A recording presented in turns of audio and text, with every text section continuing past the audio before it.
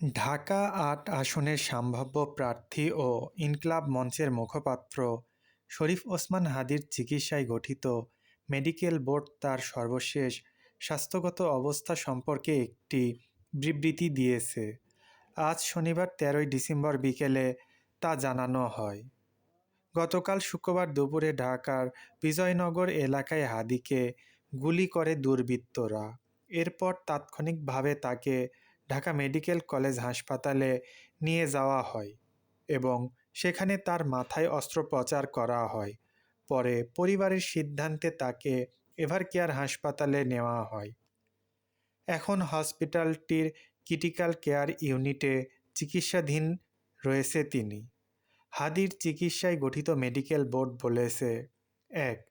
রোগীর মস্তিষ্ক মারাত্মকভাবে ক্ষতিগ্রস্ত হয়েছে। যেহেতু সার্জিক্যাল হস্তক্ষেপ সম্পন্ন হয়েছে, তাই বর্তমানে তাকে কনজারভেটিভ ম্যানেজমেন্টে রাখা হয়েছে। ব্রেন প্রোটেকশন প্রোটোকল অনুসরণ করে প্রয়োজনীয় সকল সাপোর্ট চালু থাকবে। শারীরিক অবস্থা কিছুটা স্থিতিশীল হলে পুনরায় ব্রেনের সিটি স্ক্যান করা হতে পারে। ২. ফুসফুসে ইনজুরি বিদ্যমান রয়েছে। চেস্ট ড্রেইন টিউব দিয়ে অল্প পরিমাণ রক্ত নির্গত হওয়ায় তা আপাতত চালু রাখা হয়েছে। ফুসফুসে সংক্রমণ ও এআরডিএস প্রতিরোধের বিষয়ে সর্বোচ্চ সতর্কতা অবলম্বন করে ভেন্টিলেটর সাপোর্ট অব্যাহত রাখা হবে। ৩. কিডনির কার্যক্ষমতা বর্তমানে ফিরে এসেছে। এটি বজায় রাখার জন্য পূর্ব নির্ধারিত ফ্লুইড ব্যালেন্স যথাযথভাবে চালিয়ে যাওয়া হবে। ৪.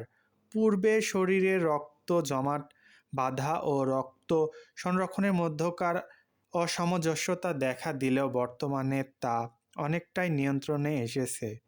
এ অবস্থা সার্বক্ষণিক মনিটরিং করা হচ্ছে এবং প্রয়োজন অনুযায়ী রক্ত ও রক্তজাত উপাদান সঞ্চালন অব্যাহত থাকবে। ৫. ব্রেন স্টেম ইনজুরির কারণে রক্তচাপ ও হৃৎস্পন্দন ওঠানামা লক্ষ্য করা যাচ্ছে। রক্তচাপ নিয়ন্ত্রণে বর্তমানে যে সাপোর্ট দেওয়া হচ্ছে তা চলমান থাকবে। হৃৎস্পন্দন বিপজ্জনকভাবে কমে গেলে তাৎক্ষণিকভাবে টেম্পোরারি পেসমেকার স্থাপনের জন্য সংশ্লিষ্ট টিম সম্পূর্ণ প্রস্তুত রয়েছে। ৬. বর্তমানে রোগীর সার্বিক অবস্থা অত্যন্ত আশঙ্কাজনক। এদিকে ঢাকা মেডিকেল কলেজ হাসপাতালের one stop crisis centre, radiology, ICU, anaesthesia, neuro surgery ও অন্য সংশ্লিষ্ট বিভাগের চিকিৎসক ও সাপোর্ট স্টাফদের প্রতি কৃতজ্ঞতা প্রকাশ জানিয়েছে মেডিকেল বোর্ড। পাশাপাশি হাদীর দ্রুত সুস্থতা কামনা করে সবার কাছে দোয়া চেয়েছে মেডিকেল বোর্ড। অপ্রয়োজনে কেউ হাসপাতালে এসে ভিড় না করতে অনুরোধ জানানো হয়েছে। একই সঙ্গে কোনো ধরনের অনুমান বা বিভ্রান্তিকর তথ্য প্রচার না করে মেডিকেল বোর্ডের প্রতি আস্থা রাখার জন্য সকলের প্রতি অনুরোধ জানানো হচ্ছে।